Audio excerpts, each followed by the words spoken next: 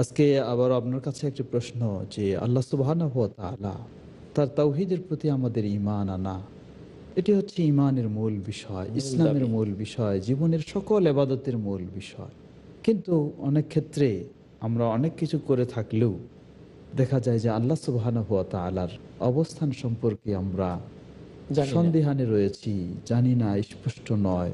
অথচ আল্লাহ সুবহানাহু ওয়া তাআলা তা আমাদেরকে স্পষ্ট করে দিয়েছেন। তা আল্লাহ রাব্বুল আলামিন কোথায়? আমরা অধিকাংশই, অনেক মুসলিম সমাজ বিশ্বাস করে থাকে তিনি সসত্তায় সর্বত্র বিরাজমান। বিষয়টি আপনি একটু আমাদেরকে কোরআন ও সুন্নাহর আলোকে জানাবেন। আলহামদুলিল্লাহ ওয়াসসালাতু ওয়াসসালামু আলা রাসূলিল্লাহ ওয়া বা'দ। অত্যন্ত জরুরি প্রশ্ন এবং খুবই একটি বিষয় যেটা জানা সকল মুমিন মুসলিমের উপরে ফরজ। কারণ যে মাবুদ রব্বুল আলামিনের ইবাদত করলাম তিনি কই থাকেন এটা যদি না জানি না জানি। তো কি ইবাদত করলাম সারা জীবন ধরে। একজনকে যখন কেউ জানে তখন খোঁজ নেয় তা উনি থাকেন কোথায়, ওনার ঠিকানা কি। জি। এখন সারা জিন্দিগি ভরে মাহবুদের সাথে সম্পর্ক কিন্তু উনি কই থাকেন এটাই জানি না। কোনো নাউজুবিল্লাহ মিন মানুষকে যালিক। যদি তার এটা কেমন ঠিকানা কথা? সম্পর্কে জিজ্ঞাসা না করা হয়, তাহলে জি, যেন তার প্রতি গুরুত্ব নাই এটা কেন? গুরুত্ব দেওয়া হলো না। তো এখানে তো আল্লাহ তাআলা নিজের অবস্থানটা তিনি বলেছেন সমগ্র কোরআনেই। না। একজন বড় আলেম দ্বীন বলেছেন যে কোরআনে আমরা খুঁজলে 1000 আয়াত পাবো যে আল্লাহ তাআলা বলেছেন যে আমি কেবলই আকাশের উপরে, আরশের উপরে, ঊর্ধ্ব জগতে অ্যাবসলিউটলি নিরঙ্কুশভাবে তিনি সবার ঊর্ধ্বে, সবার ঊর্ধ্বে। তো এই বিশ্বাসটা এত বড় জরুরি যে এই বিশ্বাসটা আল্লাহ সব জায়গায় আছেন, বা কেউ বলে ঈশ্বর সব জায়গায় আছে বা গড সব জায়গায় আছেন, ঈশ্বর সর্বত্র সকল কিছুতে বিরাজমান ও পরিব্যাপ্ত, এটা কিন্তু বেদ পুরাণে লেখা আছে, বেদ পুরাণের বিশ্বাস। এইটা কারা তৈরি করেছে? এটা আবু আমিনা বেলাল ফিলিপস, তার একটা বই আছে, বইটার বাংলা অনুবাদ হয়েছে তাওহীদের মৌল সূত্রাবলী। ওই বইতে তিনি উল্লেখ করেছেন যখন মূর্তি পূজা, তারপরে গাছ পূজা, গুরু পূজা, পাদার পূজা, এগুলি ফাদার পূজা যখন হয় তখন এই পূজারীরা তাদের গুরুদেরকে একটা প্রশ্ন করে যে আমরা আপনাদেরকে কেন আমরা শ্রদ্ধা করব, আপনাদেরকে কেন আমরা কুর্নিশ করব, কারণটা কি? তখন ওরা চিন্তা করলো যে এটা তো একটা সদুত্তর দিতে হবে, এই পাবলিককে বুঝাবো কি দিয়ে। তখন তারা পরামর্শ করে বলে দিল যে আমাদেরকে এই জন্য সেজদা করবা যে আমাদের ভিতরে ঈশ্বর নিজে থাকেন। না। নাউজুবিল্লাহ মিন যালিক। এই যে আল্লাহ সর্বত্র বিরাজমান থাকা, এই কথাটা দিয়েই কিন্তু সৃষ্টিকে পূজা করার রাস্তা তৈরি করা হয়েছে। কারণ এখন বলে যে তুমি ওনাকে সেজদা করেছো সমস্যা নেই, ওনার ভিতরে তো আল্লাহ আছেন। একজন পীরকে সেজদা করে বলে আরে পীরের ভিতরে তো ভিতরে আল্লাহ আছেন। আল্লাহ আছে। আর ব্রাহ্মণকে সেজদা করে বলা হয় যে ব্রহ্মা আছে তার ভিতরে, সমস্যা কি? নাউজুবিল্লাহ মিন যালিক। এই জন্য অ্যাবসলিউটলি আমাদের নিরঙ্কুশভাবে এটা বিশ্বাস করতে হবে যে আল্লাহ তাআলা কুল মাখলুকাতের ঊর্ধ্বে উপরে। আছে। কিতাব তাওহীদের মধ্যে যেটা সালেহ আল ফওজান তিনি ব্যাখ্যা করেছেন, ওখানে অনেকগুলি হাদিস দিয়ে যেটা একেবারে সার কথা যে এই জমিন, জমিনের উপরে হলো 7 আকাশ, 7 আকাশের উপরে হলো আল্লাহর কুরসি, আল্লাহর কুরসির উপরে হলো সেই মহাসাগর, যে মহাসাগর কুরসির চেয়ে বিশাল, বিশাল মহাসাগর, 500 বছরের রাস্তা, সেই মহাসাগরের উপরে হলো আল্লাহর আরশ। তাহলে আল্লাহ কত কত ঊর্ধ্বে আল্লাহ। আমাদের থেকে, সুবহানাল্লাহ। তো সেই ঊর্ধ্বের আল্লাহকে সর্বত্র বিরাজমান বলে বিশ্বাসটা দেওয়া হয়েছে নিজেদেরকে মাবুদ বানাবার স্বার্থে। এটা মারাত্মক ধরনের একটা ষড়যন্ত্র, আল্লাহর বিরুদ্ধে ষড়যন্ত্র। তো আসলে যখন 200 হিজরিতে বা 8ম শতাব্দীতে যখন বেদ পুরাণ বইগুলো বাগদাদে আরবি ভাষায় অনুদিত হলো, অনুবাদ করা হলো, তখন এই কথাগুলো এই বাতিল আরবরা জানলো, কথাগুলি ভিতরে এই এসে। কথাগুলো ওরা জানলো। আর ইরাক হলো যত ফিতনা ফাসাদের মূল আখড়া, রাসুল কুফরে নাহওয়াল মাশরিক। নবীজি বলেছেন যে কুফরের মাথায় হলো পূর্ব দিকে, মানে নবীজির মদিনা থেকে পূর্ব দিকে ইরাকের দিকে ইশারা করে বলেছেন। তো এই ইরাক থেকেই 8ম শতাব্দীর দিকে এই বিশ্বাসটা যে আল্লাহ সব জায়গায় আছেন, এই বিশ্বাসটা মুসলমানদের সমাজে ঢোকে। এর আগে কোনো মুসলিমরা এটা কল্পনাই করতো না যে আল্লাহ সব জায়গায়। আল্লাহ আরশের উপরে, বাস আর রহমান আল্লাহ আরশে আল্লাহর আরশ ইস্তাওয়া, ইস্তাওয়া। রহমান আরশের উপরেই। নবী সাল্লাল্লাহু আলাইহি সাল্লাম মেরাজের রাতে তিনি আল্লাহর সাথে কথা বলতে গেলেন, কিন্তু ঊর্ধ্ব জগতে গেছেন তিনি। তো আল্লাহ সব জায়গায় যদি বিরাজমান থাকতেন তার তো আর ওখানে তাহলে যাওয়ার তো কোনো উপরে প্রয়োজন যেত নেই, না। কোনো প্রয়োজন নেই। তারপরে কুল মাখলুকাত, এটা আমরা জানি কোনো বিপদে পড়লে মানুষ উপরের দিকে তাকায়, আল্লাহর কাছে দোয়া করে, উপরের দিকে চায়, তার মানে তার আল্লাহ উপরের দিকে। একটা কুকুর, একটা পিঁপড়া, একটা সাধারণ মাখলুকও যখন কোনো বিপদে পড়ে উপরের দিকে চায়, আল্লাহর দিকে চায়। তো কন্নারা তাকাল্লুবা ওয়াজহিকা ফিস সামাই, নবীজি যখন কেবলা পরিবর্তনের জন্য উনি উদ্গ্রীব ছিলেন, বাইতুল মুকাদ্দাস থেকে কেবলাটা পরিবর্তন হয়ে মক্কামুখী হোক, তো তিনি তো কন্নারা তাকাল্লুবা ওয়াজহিকা ফিস সামা, নবীজি বারবার আকাশের দিকে তাকাচ্ছেন। তো উনি আকাশের মোহতারাম, দিকে আসলে তাকাচ্ছেন। এই অত্যন্ত চমৎকার ভাবে আপনি বলছিলেন। একটা বিষয় যদি আমরা লক্ষ্য করি, মানুষ যখন সেজদায় যায় তখন কিন্তু তার মাথা নিচের দিকে নিয়ে নিচের যায়। দিকে যায়। কিন্তু দেখুন, ইসলাম ওই সেজদায় গিয়ে কেউ যেন কখনো ধারণা না নিয়ে আসে যে আল্লাহ সুবহানাহু ওয়া তাআলা হয়তো নিচে আছে। আল্লাহ সেখানে দোয়াই দিলেন, সুবহান ইসলাম রাব্বিয়াল আ'লা, সুবহানা রাব্বিয়াল আ'লা। আ'লা, আল্লাহু আমার রব আকবার, কিন্তু সবার ঊর্ধ্বে। সবার ঊর্ধ্বে। এই এই জন্য সিঁড়ি দিয়ে নিচে নামতে সুবহানাল্লাহ, মানে সুবহানাল্লাহ, আল্লাহ এই নিম্নগামিতা থেকে পবিত্র, পবিত্র। উনি ঊর্ধ্বে। সুবহানাল্লাহ। আর ঊর্ধ্বে যখন উঠে সিঁড়ি দিয়া তখন বলি আল্লাহু আকবার, আমি আর কি উপরে উঠলাম, আল্লাহ এরও উপরে, উপরে আরো আছে। ঊর্ধ্বে, আরো উনি বড়। সুবহানাল্লাহ। তো এইটাই হলো, সুতরাং আমাদের বিশ্বাস রাখতে হবে যে আল্লাহ জি, সুবহানাহু ওয়া তাআলা সর্বত্রই তিনি রয়েছেন, সবার সর্বসময়ে ঊর্ধ্বে, তিনি রয়েছেন সবার ঊর্ধ্বে, সবার সেই ঊর্ধ্বে। মহান আরশের ঊর্ধ্বে রয়েছেন, এখানে আরশের উপরেই। এখানে তবে আরেকটু মহতারাম যেহেতু অনেকগুলি আয়াতে আছে, জি, পাওয়া যাচ্ছে যে পাওয়া আল্লাহ যাচ্ছে, জি। সুবহানাহু ওয়া তাআলা বলছেন, ওয়া হুয়া মাআকুম আইনামা আইনামা কুনতুম, কুনতুম, হ্যাঁ, তোমরা যেখানেই থাকো না কেন আল্লাহ সুবহানাহু ওয়া তাআলা তোমাদের তোমাদের সাথে সাথে রয়েছেন। আছেন। তাহলে এর ব্যাখ্যা আপনি কি দেবেন? জি, জি, হ্যাঁ, এইটা একটা প্রশ্ন। অনেকে তো যখন ওই মাসলা আমরা বলি যে জি, আল্লাহ সবকিছুর ঊর্ধ্বে, তখন খালি খাসাখাসি করে, হুজুরকে আজকে জি, এমন ধরা দলিল আছে। দেব, সূরা কাফের 16 নম্বর আয়াত 17 নম্বর আয়াত দিয়া এখনই ধরবো। ওহুয়া মাআকুম আইনামা কুনতুম ওয়া নাহনু আকরাবু ইলাইহি মিন ইলাইহি হাবলিল ওয়ারিদ, হাবলিল ওয়ারিদ। সূরা আল হাদীদের 4 এ আছে ওহুয়া মাআকুম, এখানে আছে ওয়া নাহনু আকরাবু ইলাইহি। তো এগুলি জবাব কি? আসলে এই জাতীয় সব জায়গাতেই আল্লাহ আয়াতটি শুরু করেন সাধারণত ইলমের কোনো কথা দিয়ে।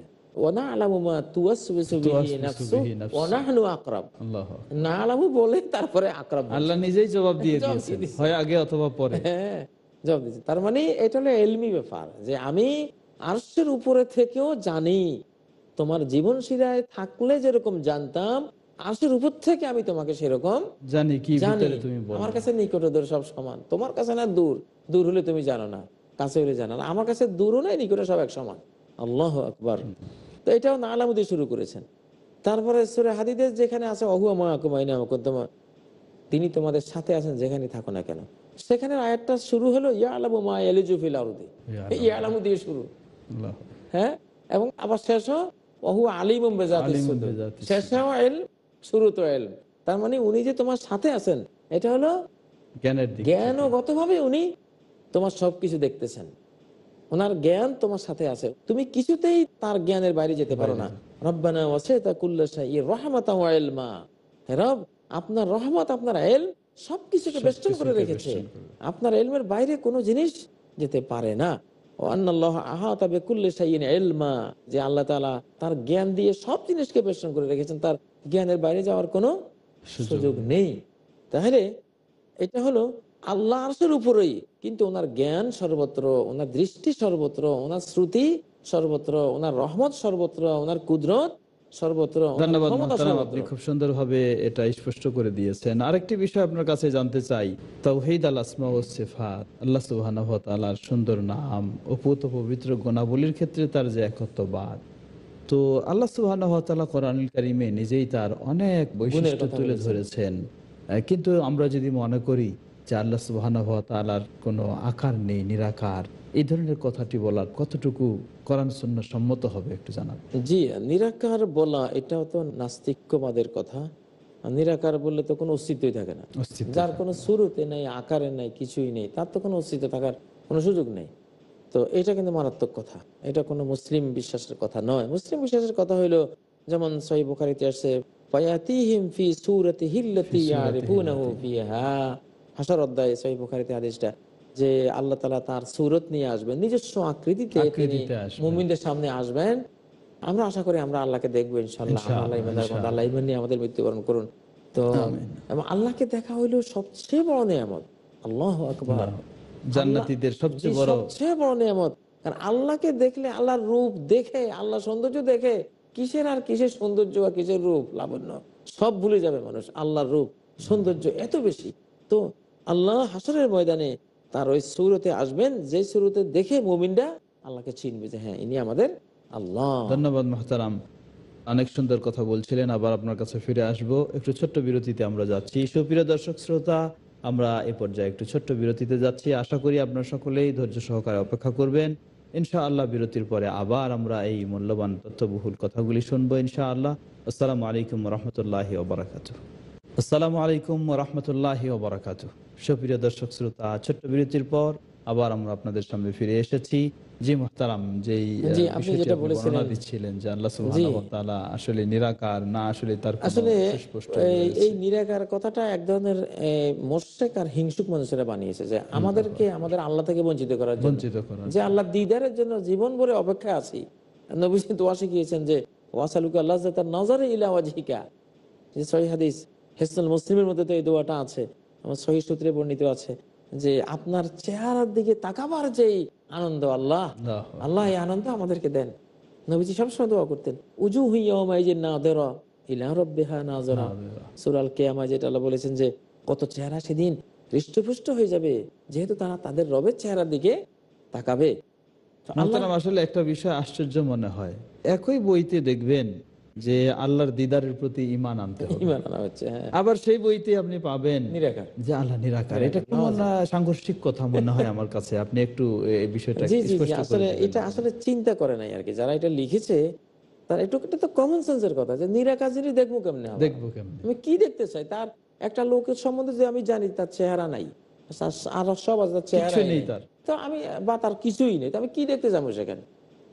কি আশ্চর্য কথা! আশ্চর্য। তো আসলে কোরআনে তো আল্লাহ বলছেন যে ওয়ায়াবকা ওয়াজহু রাব্বিকা যুল জালালি ওয়াল ইকরাম, তোমার রবের চেহারা এটা চিরস্থায়ী। অবশ্যই অথবা থাকবে। ইয়াদুল্লাহি ফাওকা আইদিহিম, আল্লাহর হাত তাদের হাতের উপরে আছে।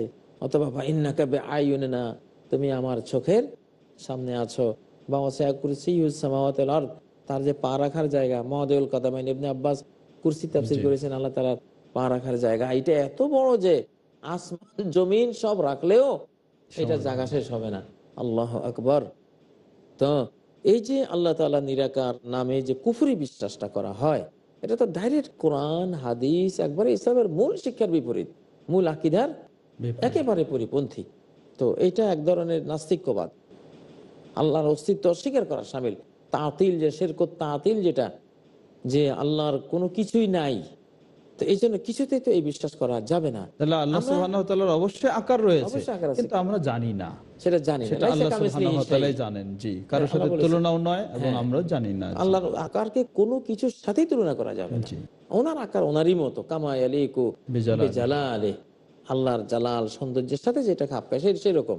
এখন যদি কেউ বলে যে ওটা, যে মক্কার কাফেররা বলতো যে সব তো আল্লাহর দান, কিন্তু যখনই নবীজি বলছেন তাহলে সবাই বলতো আল্লাহকে দাও, তখন ওরা বলতো আজা আলাল আলিহাতা ইলাহা ইলাহান ওয়াহিদা। ও ওয়াহিদা। মুহাম্মদ সব ইলাহ মাহবুদ বাদ দিয়ে বাদ এখন দিয়ে যে একটা তুমি করে একজনের দিচ্ছে। দাবি নিয়ে আসছো, এত মাহবুদে মিলিয়েও দুনিয়াটা সুন্দর চলে না, আর তুমি এখন বলতেছো একজন, তাহলে কি উভয়টা হবে? এই আহাম্মকদের এইটাই বুঝে ধরতো না যে এক আল্লাহ কিভাবে এত বড় দুনিয়া চাল। এই বিষয়টা তো একটু ক্লিয়ার হওয়া দরকার আমাদের। আপনি এইটা যে প্রশ্নটা করেছেন, এই প্রশ্নে গেলে তো শতকরা আমার মনে হয় 98 জন ইমানের খাতা থেকে বাদ পড়ে যাবে। আল্লাহু আকবার। কারণ আমরা শিশুকাল থেকে শুনে এসেছি আল্লাহ সব জায়গায়, সর্বত্র বিরাজমান, মুমিনের কলবে আছেন, সবখানে আল্লাহ।